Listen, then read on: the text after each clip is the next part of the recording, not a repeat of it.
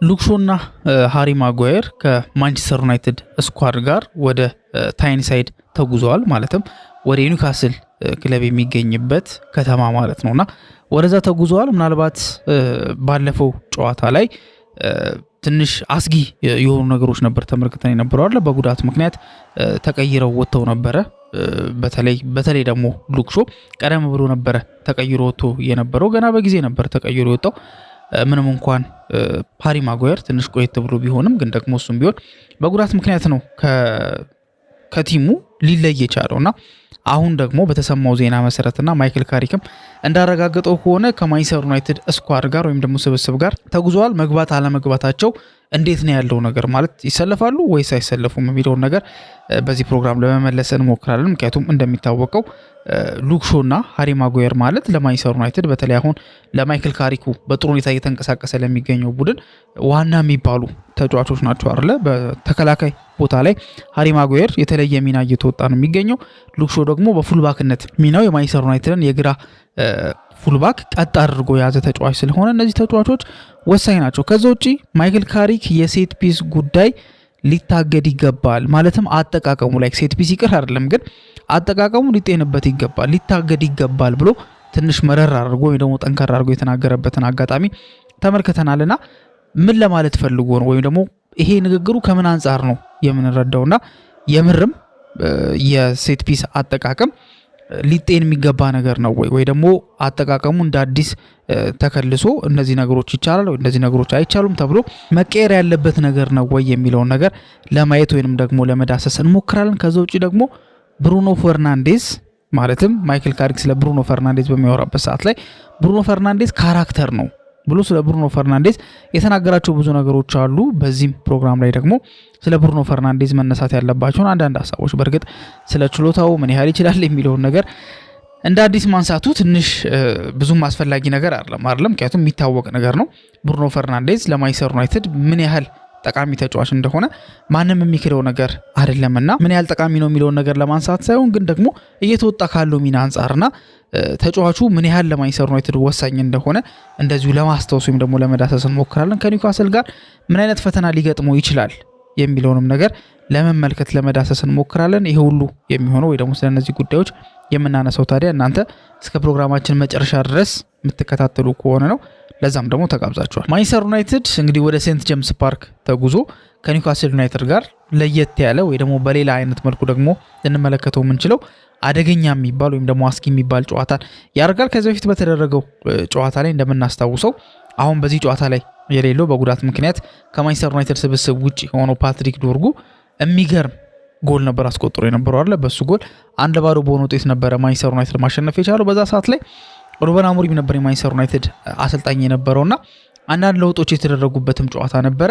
እንደዚሁም ደግሞ ሩበን አሞሪምን በተለየ መልኩ የተመለከትንበትና ጌም ማኔጅመንቱን አብዛኞቹ እንዲያደንቁት የሆነው ወይ ደግሞ እንድናደንቀው ያደረገን ጨዋታ ነበርና በዛ ሁኔታ ይታወሳል። አሁን ላይ ደግሞ ኒውካስል ከማንቸስተር ዩናይትድ ጋር ጨዋታውን በሚያደርግበት ሰዓት ላይ በእርግጥ በጣም አደገኛ የሚባል ፈተና ሊገጥሙ እንደሚችል ይታወቃል። ለምንድነው አደገኛ የሚባል ፈተና ይገጥመዋል ያልኩት የሚለውን ነገር ለማብራራት ሞክራለሁ። ከዛ በፊት ግን አደገኛ የሚባል ፈተና ቢገጥመውም ግን ደግሞ ኒውካስል ከወትሮ በተለየ መልኩ ወይ ደግሞ ከሌላ ጊዜያት በተለየ መልኩ በጣም የተዳከመበትና መጥፎ የሚባል ፐርፎርማንስ እያሳየ የሚገኝበት ወቅት ላይ ነው ማንቸስተር ዩናይትድ ኒውካስል ዩናይትድን የሚያስተናግደው ማለት ነው። ማለትም በደረጃ ሰንጠረዥ እንኳን ከተመለከታችሁ 13ኛ ደረጃ ላይ ነው ያለው። 13ኛ ደረጃ ላይ መሆኑ ብቻ አይደለም 36 ነጥቦች ናቸው ያሉት። 36 ነጥብ ማለት ደግሞ 18ኛ ደረጃ ላይ ከሚገኘው ዌስትሃም በ11 ነጥብ ብቻ ነው ርቆ የሚገኘው። ማለትም 25 ነጥብ ነው ያለው ዌስትሃም፣ ኒውካስል ዩናይትድ ደግሞ 36 ነጥብ ያክል ነው ያለውና 11 ነጥብ ብቻ ነው በማከላቸው ያለው። ወይም ደግሞ ኒውካስል ዩናይትድ ከወራጅ ቀጠናው ወይ ደግሞ ለዓለመውረድ የ11 ነጥብ ልዩነት ላይ ነው የተቀመጠውና ምናልባት ይሄም ደግሞ ለኒውካስል ዩናይትድ ጥሩ የሚባል ፐርፎርማንስ እንዳልሆነና የሚጠብቁት አይነት አመት እንዳልሆነ ይታወቃል። ከዛ ውጪ ደግሞ ያለፉትን 5 ጨዋታዎች እንኳን ብንመለከት ከአምስቱ አንዱን ብቻ ነው ማሸነፍ የቻለው። 4ቱን አቻ ምናምን አይደለም ያለው፣ 4ቱን ተሸንፏል። በአንዱ ብቻ ነው ማሸነፍ የቻለውና ኒውካስል በጣም መጥፎ የሚባል ፖዚሽን ላይ እንዳለ ይታወቃል። እንደዚሁም ደግሞ ኤዲ ሃው ከቦታው ሊነሳ ይችላል ወይም ደግሞ ሊሰናበት ይችላል። ሌላ ልምድ ያለው ለየት ያለ ወይ ደግሞ ጠንከር ያለ አሰልጣኝ ይገባዋል ኒውካስል ዩናይትድ። ምክንያቱም ከሪሶርስ አንጻር ምንም ያጎደሉት ነገር የለም ወይ ደግሞ ከሪሶርስ አንጻር የተዉት ነገር የለም። ሪሶርሱ በደንብ አለ። በደንብ ተደርጎ ነው የቀረበለት። ተጫዋቾች እንደፈለጉ ይገዛል። እንደፈለገ ማለት ያው በሊሚት ማለት ነው። እንደሚታወቀው ልክ የአረብ ባለ ሀብቶች ማንቸስተር ሲቲን ከገዙት በኋላ ወዲያው ቀጥታ ኢንስታንት ለውጥ እንደመጣው አሁን ደግሞ በኒውካስል ቤት ያ ነገር ይሆናል ማለት አይደለም ሳውዲዎቹ ከገዙት በኋላ። ምክንያቱም ፒኤስአር የሚባል ነገር አለ። ስለዚህ እሱ ነገር በደንብ አድርጎ ነው ጥፍር አድርጎ የሚይዘውና አይመችም እንደፈለገ ገንዘብ ለማውጣት። ግን ደግሞ በተቻለው አቅም ግን የሚገባውን አይነት ቲም ግን ሰጥተውታል። በእነሱ እምነት የተሰጠው ቲምና አሰልጣኙ ፐርፎርም እያደረገ ያለበት መንገድ ነገሮችን አቺቭ እያደረገ ያለበት ሁኔታ ተገቢ አይደለም ብሎ ስለሚያስብ ምናልባት ወደ ሌላ አሰልጣኝ ፊታቸውን ሊያዞሩ እንደሚችሉና ሌሎች አሰልጣኞችን ወይ ደግሞ ሌሎች አማራጮቻቸውን ቼክ እንደሚያደርጉ እየተነገረ ነው የሚገኘው። የኤዲሃው ቆይታ በዚህ ዓመት ሊጠናቀቅ የሚችልበት እድል አለ ተብሎ ይታሰባል። ታዲያ ለምንድነው ከባድ ፈተና ይገጥመዋል ያልከው ካላችሁኝ፣ ምክንያቱም ኒውካስል ዩናይትድ አሁን እንደጠቀስኩላችሁ በጣም መጥፎ የሚባል ፎርም ላይ ነው ያለው። ከደረጃ አንጻር፣ ከነጥብ አንጻር፣ ምን ያህል ጎል አስቆጥሯል ከሚለው አንጻር፣ ከብዙ ነገሮች አንጻር ያለፉትን 5 ጨዋታዎች ራሱ ብንመለከት በጣም መጥፎ የሚባል ፐርፎርማንስን ነው ሲያሳይ እየተመለከት ነው የምንገኘው። ለምንድነው ታዲያ ላይክ አስፈሪ ነው ወይ ደግሞ ከበድ ያለ ለየት ያለ ፈተና ሊገጥመው ይችላል ያልከው ካላችሁኝ፣ ኒውካስል ዩናይትድ የሚጫወትበት መንገድ ኒውካስል ዩናይትድ እንግዲህ እንደሚታወቀው የሚጫወትበት መንገድ በፕሪሚየር ሊግ ውስጥ በጣም አስቸጋሪ ከሚባሉት በጣም በቃ ለመጫወት ወይም ደግሞ ለመጋጠም በጣም ከሚያሳቁ ክለቦች መካከል ኒውካስል ይጠቀሳል። ለምንድን ነው የሚጠቀሰው? የጨዋታ አቀራረባቸው፣ ጌም ፕላናቸው፣ የሚጫወቱበት መንገድ ምናምን ከኋላ የሚወጡበት መንገድ ፊት ለፊት ያላቸው እሱ ነገር አይደለም ወይ ደግሞ የኤዲሃው በጣም ውስብስብና ላይክ ዲበንክ ለማድረግ የሚከብድ ታክቲክ፣ የተጫዋቾቹ ደግሞ በጣም የተለየ አይነት ጥራት ወይም ደግሞ የተለየ አይነት ያጫወት ስልት አይደለም ኒውካስል ዩናይትድን አስፈሪ የሚያደርገው ሌሎች ክለቦች ደግሞ ከኒውካስል ጋር መጫወት እንዲፈሩ ወይ ደግሞ እንዲሸሹ የሚያደርጋቸው የሚጫወቱበት መንገድ ነው። ያ የሚጫወቱበት መንገድ ምንድነው?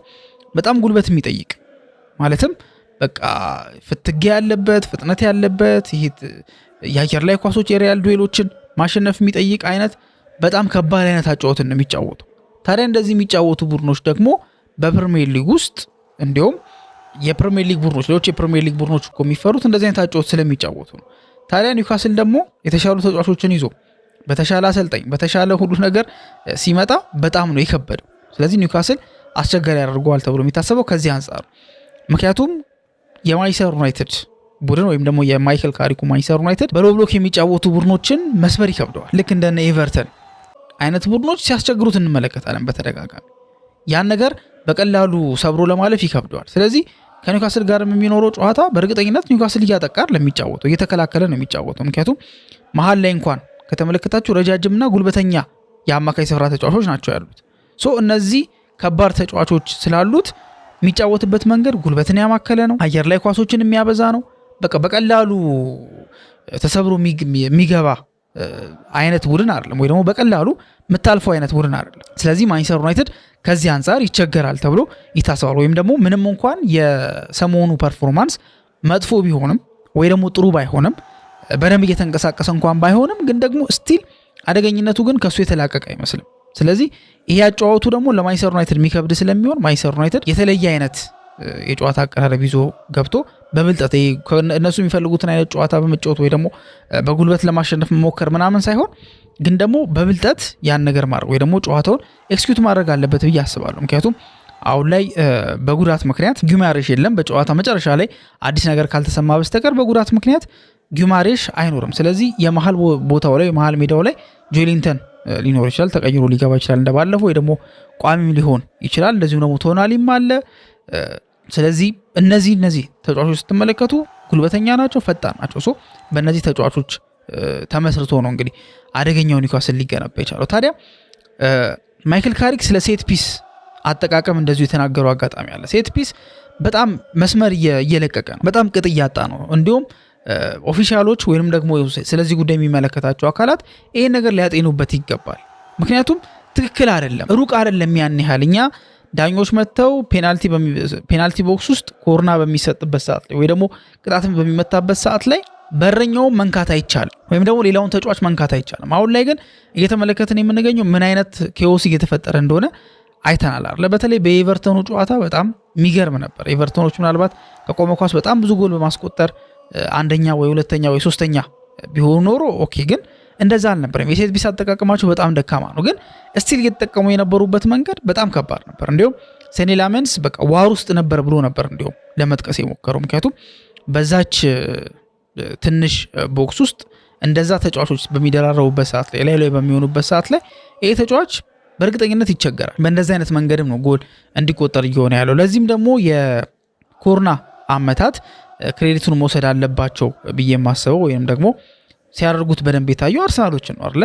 አርሰናል ነው በደንብ ከሴት ፒስ ጎሎች ሲጠቀም የነበረው አይደለ? አሁን በዚህ አመት እንኳን በፕሪሚየር ሊግ ብቻ ወደ 16 ያክል የቆመ ኳስ ጎል ያስቆጠሩበትን መንገድ ተመልክተናል እና ሪካርዱንም ሰብሯል። አይ ቲንክ ካልተሳትኩኝ ከዌስት ብሮም ጋር ነበር ሪካርዱን የሚጋራውና አክቹሊ ተጋርቷል አይደል? 16 ነው የሚሆነውና በዚህ ደረጃ ላይክ ሪካርድ እስኪሰብር ድረስ ያደረገው እንቅስቃሴ ሌላው ቲምም በዛው መጠን አዳፕትን ለማድረግ እየሞከረ ያለበት መንገድ ነው ያለው። ሊቨርፑል ልንጠቅስ እንችላለን፣ ኤቨርተን ልንጠቅስ እንችላለን። ሌሎችም የቆመ ኳስን መጠቀም የሚፈልጉት እንዳለ የአርሰናልን እንቅስቃሴ ኮፒ ለማድረግ እየሞከሩ ወይም ደግሞ የአርሰናልን የኮርና አጠቃቀም ለመለማመድ ሲሞክሩ ተመልክተናቸው ነበር። ታዲያ ማይክል ካሪክ እያለ ያለው ይሄ ፉትቦልን ያበላሸዋል ወይ ደግሞ ይሄ ፉትቦል አይደለም፣ አንደኛ በረኞች ላይ የሚኖረው ጫና እያለ እያንዳንዱ መንገድ ለመናገር ሞክሯል።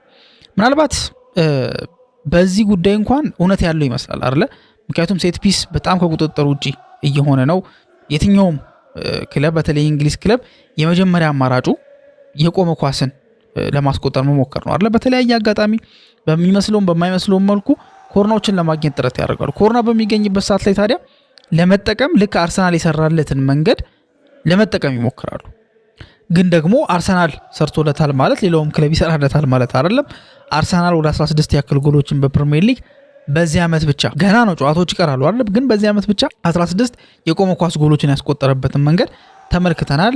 እንዳልኳቸው ሪካርድም ሰብሯል። ሌሎችም ክለቦች ይህንን ነው ኢሚቴት ለማድረግ እየሞከሩ የሚገኙ። ታዲያ ማይክል ካሪክ የተቃወመው ወይም ደግሞ መወገዝ አለበት ሊታሰብበት ይገባል ያለው ይህን ጉዳይ ነው። እሱ ብቻ ግን አይደለም። እነ ሩድ ጉሊት አይነት እነ ሚሮስላቭ ክሎዘ አይነት ተጫዋቾች እና ሮናልዲኒዮ አይነት ተጫዋቾችን ከተመለከታችሁ በጣም ክሪቲሳይዝ እያደረጉት ነው። በተለይ አርሰናል ከቼልሲ ጋር የነበረው ጨዋታ ከተመለከታችሁ በቃ በጣም ሩድ ጉሊት እንደሚለው ከሆነ በጣም ቦሪንግ ጨዋታ ነው፣ በጣም ለማየት የማያጓጓ ማየት የማያስፈልግ ለዛውም ደርቢ ነው፣ ብዙ ነገሮች ሊፈጠሩ ይችሉ ነበር፣ ግን በቃ ለማየት የሚያጓጓ አይነት ጨዋታ አይደለም። በቃ እያንዳንዱ ቲም አለ በየአጋጣሚው ሴት ፒስ ለማግኘት ነው ጥረት የሚያደርገው። ይሄ ደግሞ እግር ኳሱን ይገለዋል፣ እግር ኳስ ውበቱን ያሳጠዋል ብሎ ነው የተናገረውና እውነት ያለው ይመስላል አይደል? ምክንያቱም እንደሚታወቀው በዋናነት ጎሎች መቆጠር ያለባቸው ወይ ደግሞ መገኘት ያለባቸው ጀስት ቀጥታ በጨዋታ ወይ ደግሞ በተለያየ አይነት መንገድ ነውና ይሄ ነገር ትንሽ ቦሪንግ ያደርገዋል ተብሎ ተሰክቷል። ታዲያ ካሪክ ብቻ አይደለም በዚህ ጉዳይ ላይ ተማረው፣ ሌሎችም በዚህ ጉዳይ ላይ ተማረዋል ማለት። ሌላኛው ደግሞ ሾና ማጓየር ወደ ማንቸስተር ዩናይትድ የማንቸስተር ዩናይትድን ስኳድ ተቀላቅለው ወደ ታይንሳይድ ወይም ደግሞ ኒውካስል ወደሚገኝበት ከተማ ተጉዟል የሚል መረጃ ወጥቷል። ራሱ ማይክል ካሪክም ይሄን ነገር አረጋግጧል ከጨዋታ በፊት በተደረገው ፕሪማች ፕሬስ ኮንፈረንስ ማለት ነው። ታዲያ እሱ እንደተናገረው ከሆነ ያኔም ቢሆን ጉዳት አልነበረም ያስተናገሩት። ጉዳት ሳይሆን ያስተናገሩት ጥሩ ስሜት የተሰማቸው አልነበረም ወይ ደግሞ እንደ ኢልነስ ነገር ነበረ እና ገና እስኪ ቼክ ይደረጋል ወይ ደግሞ እስከ መጨረሻው ድረስ እንጠብቃቸዋለን ምን ላይ ሊሆኑ እንደሚችሉ። ግን ደግሞ ጀስት ኢልነስ ነው ወይ ደግሞ ጥሩ ስሜት አለመሰማት የሆነ ዲስኮምፎርት ነገር መሰማት እንጂ ጉዳት አይደለም ብሎ ራሱ የተናገረበት መንገድ አለና ምናልባት ሉክ ሾው እና ሃሪ ማጓየር ወደ ቋሚ 11 ውስጥ ሊገቡ የሚችሉበት እድል ሰፊ ነው ተብሎ ይታሰባል። በተለይ ከልምምድ በፊት ጨዋታው ከመጀመሩ የሚደረገው ልምምድ ላይ በደንብ ጤንነታቸውን ወይ ደግሞ ጠንካራ መሆናቸውን ስቲል ምንም በቃ ኢልነስ ነገር ነው ያም ደግሞ አልፏል የሚለውን ነገር እስከሚያሳዩ ድረስ ምናልባት ወይ ደግሞ እስካሳዩ ድረስ ቋሚ 11 ውስጥ ሊገቡ የሚችሉበት እድል አለ። እንደሚታወቀው ሉክ ሾው በግራ በኩል በግራ ፉልባክ ላይ የሚሰጠው ለማንቸስተር ዩናይትድ ቁጥራዊ ዶሚናንስ ሊሆን ይችላል፣ ክሮሶቹ ሊሆኑ ይችላሉ፣ የመከላከል እንቅስቃሴው በጣም አስደናቂ ነውና የማንቸስተር ዩናይትድ ዋና ተጫዋች እንዲሆን ያደረገው ይሄ ነው። በእርግጥ ሉክ ሾው በእንደዚህ አይነት መንገድ እንኳን አይታማም አይደለ? ሉክ ሾው ከጉዳት ነፃ ይሁን እንጂ በእንደዚህ አይነት መንገድ እንኳን ብዙም አፍ ውስጥ የሚገባ አይነት ተጫዋች አይደለም አይደለ? የብቃት ችግር የለበትም፣ የብቃት ጉዳይ አይነሳበትም። ግን በጉዳት ምክንያት ግን ፊት ሆኖ የመቆየት ጉዳይ ነው የሚነሳውና ግን ደግሞ ሾውና ማጓየር ታዲያ ያው የማንቸስተር ዩናይትድ ስኳድ ጋር አብረው ተጉዘዋል ወደ ጨዋታው የመመለስ እድላቸውም ደግሞ እየሰፋ የመጣበት መንገድ አለ። ከዛ ውጪ ደግሞ ስለ ብሩኖ መጨረሻ ማይክል ካሪክ በተጠየቀበት ሰዓት ላይ ብሩኖ ፈርናንዴዝ በቃ እንደ ካራክተር ነው በቃ በዚህ ክለብ የተለያዩ ነገሮችን በተለያየ መንገድ በቃ ሰክሰስፉል ሆነዋል ወይ ደግሞ ሰክሰሶችን በተለያየ መንገድ አግኝተዋል እና ለቡድኑ ሜዳ ውስጥ ብቻ ሳይሆን ከሜዳ ውጭም ጥቅም ይሰጣል። እንዲሁም አንድ ክሊፕ እየተዘዋወረ ነበር አይደለ ለቤንጃሚን ሼሽኮ ብሩኖ ፈርናንዴዝ ሲመክረው ምናምን ነገርና ቀላል ነገር አይደለም። ለተጫዋቾች እየረዳ ያለበት መንገድ እያንዳንዱ ነገር ከተመለከታችሁ ብሩኖ ፈርናንዴዝ እውነትም ካራክተር ነውና ለማንቸስተር ዩናይትድ እንደ ምልክት መሆን የሚችል ድንቅ ተጫዋች ነው። ማይክል ካሪክ የሚመሰክረው ይሄን ነው። የእናንተ ሐሳብ ደግሞ ምንድነው የሚለውን ነገር ደግሞ በኮሜንት ሴክሽን ላይ እንታስቀምጡልን እንጠይቃችኋለን። እስካሁን ድረስ አብራችሁን ስለቆያችሁ እናመሰግናለን። ላይክ፣ ሼር፣ ኮሜንት፣ ሰብስክራይብ ማድረጋችሁን እንዳትረሱ። በቀጣይ ፕሮግራም እስከምንገናኝ ድረስ መልካም ጊዜ ይሁንላችሁ።